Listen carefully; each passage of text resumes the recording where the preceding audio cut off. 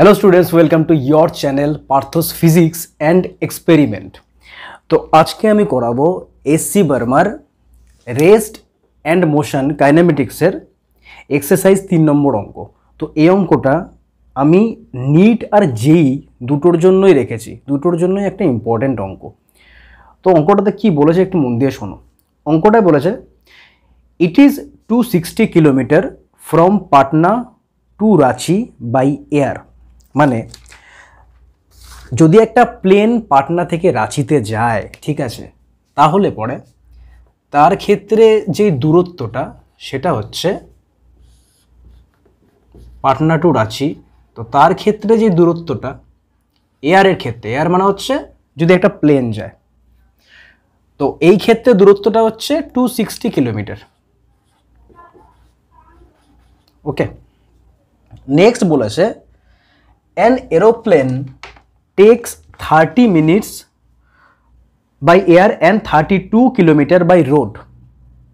অর্থাৎ পাটনা থেকে রাঁচিতে যাওয়ার এয়ারে 260 কিলোমিটার আর বাই রোড হচ্ছে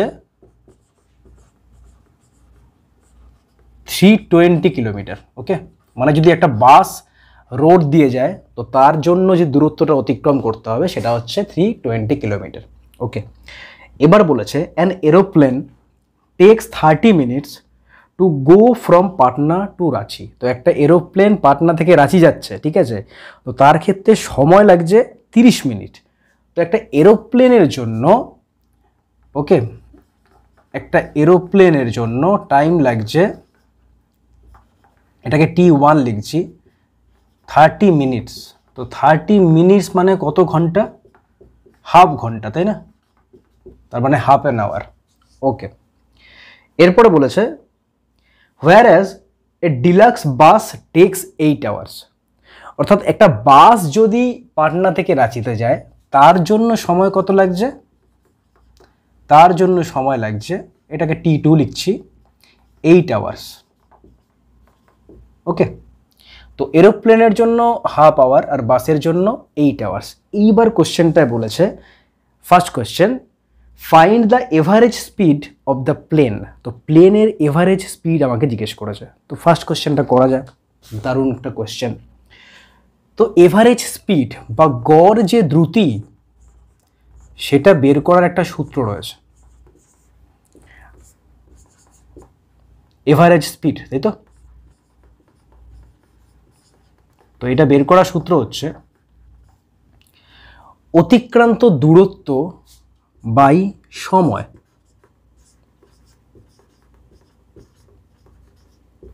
ওকে, অতিক্রান্ত দূরত্ব বাই মোট সময়। আচ্ছা, তো এটা প্লেনের জন্য আমাকে বের করতে বলেছে গড় দ্রুতি কত। এবার দেখো প্লেন যায় কিভাবে, নিশ্চয়ই এয়ার দিয়ে যাবে, আর এয়ার দিয়ে ওর জন্য যে অতিক্রান্ত দূরত্ব সেটা হচ্ছে 260 কিলোমিটার। তো অতিক্রান্ত দূরত্ব হচ্ছে 260 কিলোমিটার। ওকে ফাইন, আর টাইম কত লাগছে? Half hour.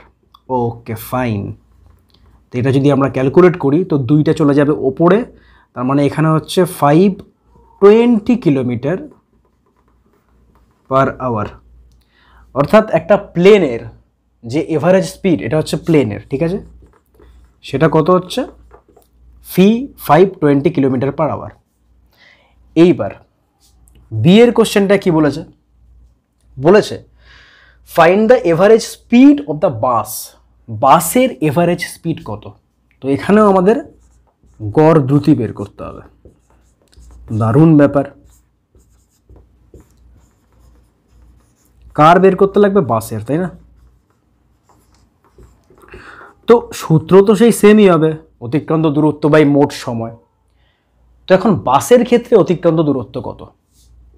তো এখানে বলেছে দেখো, যদি রোড দিয়ে যায় তাহলে বাসের জন্য যে দূরত্ব সেটা হচ্ছে 320 কিলোমিটার। তো বাস তো আর আকাশে উড়ে উড়ে যাবে না, তো বাস যাবে রোড দিয়ে, তার মানে বাসের ক্ষেত্রে লাগছে 320 কিলোমিটার। এটা হচ্ছে অতিক্রান্ত দূরত্ব, আর সময় কত লাগছে? 8 ঘন্টা। তো এখানে লেখো 8 আওয়ার্স। তো এটা যদি ক্যালকুলেট করি তবে আমরা কত পাবো? 40, 4 × 32, তার মানে 40 কিলোমিটার পার আওয়ার, তাই না? ওকে, আচ্ছা সি এরটা আমরা চলে আসি। সি এর কোশ্চেনটা বলেছে find the average velocity of the plane. প্লেনের গড় বেগ কত? তো প্লেনের গড় বেগ আমার কাছ থেকে জানতে চাইছে, খুব ভালো কথা। তো গড় বেগ যখনই বলবে তখন আমরা কি করব, তখন আমরা অতিক্রান্ত দূরত্বের জায়গায় ইউজ করব সরণ। ইউজ করব সরণ।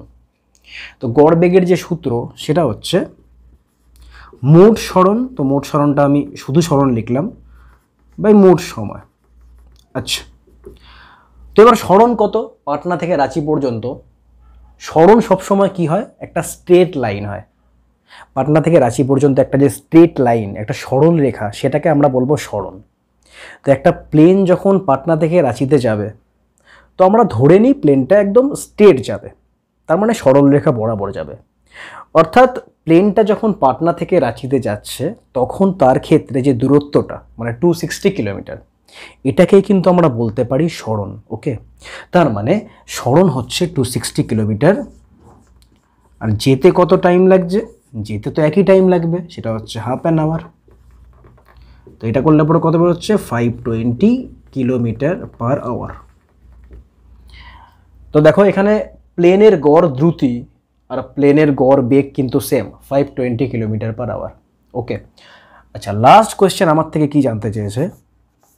লাস্ট কোয়েশ্চেন জানতে চেয়েছে find the average velocity of the bus. বাসের এভারেজ ভেলোসিটি কত?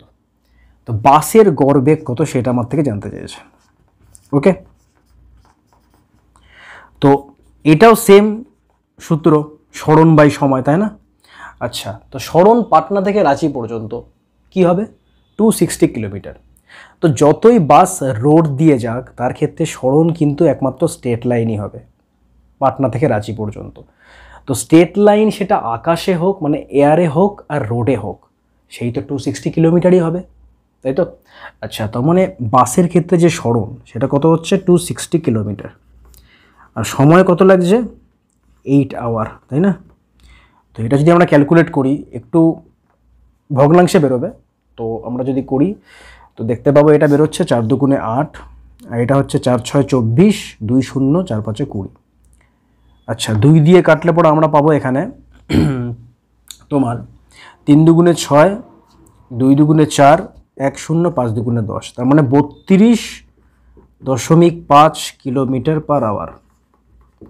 এটা আমরা কি পাচ্ছি? বাসের জন্য গড় বেগ মানে সরণ বাই সময়, আর সেটা কত বেরোচ্ছে? 32.5 কিলোমিটার পার আওয়ার। ওকে, 32.5 কিলোমিটার পার আওয়ার এক্স্যাক্টলি এটাই বেরোচ্ছে, তাই না? তো আমাদের এখানে বেরিয়ে গেল 4টে জিনিস। গড় দ্রুতি কার? প্লেনের, সেটা কত? 520 কিলোমিটার পার আওয়ার। গড় দ্রুতি কার? বাসের, 40 কিলোমিটার পার আওয়ার। গড় বেগ প্লেনের কত? 520 কিলোমিটার পার আওয়ার। তো প্লেনের গড় দ্রুতি আর গড় বেগ সমান। আচ্ছা, বাসের গড় বেগ সেটা কত? 32.5 কিলোমিটার পার আওয়ার। এটা নিটের জন্য আর জেইর জন্য দুটোর জন্যই কিন্তু আমি রেখেছি এই অঙ্কটা। একটা ইম্পর্টেন্ট অঙ্ক এবং ভালো একটা অঙ্ক, ঠিক আছে? So thanks for watching this video.